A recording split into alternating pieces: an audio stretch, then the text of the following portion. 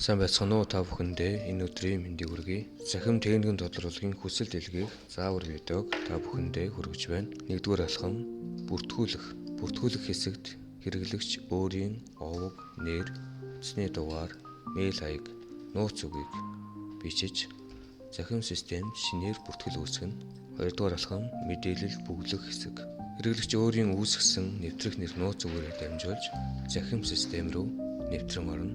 Нэвтэрч орсны дараа дулааны тодруулах хэсгийг сонгож шинээр хүсэх хэсгийг мөн сонгоно.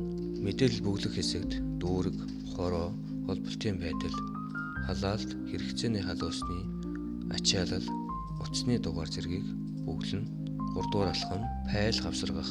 Файл хавсаргах хэсэгт өргөдөл, иргэний өнөөлөх, үйл хөдлөлийн гэрчилгээ, газар өмчлийн гэрчилгээ, кадастрын зураг, барилгын ачаалал, хашиг хийсэн дулааны алдагдлын үнэлгээ, PDF файлаар дээр дурдсан материалуудыг бүгдийг авсаргаж хүсэл дэлгээх товчийг дарснаар таны тодруулаг хариуцсан инженер рүү шилжинэ. Та бүхэндээ баярлалаа.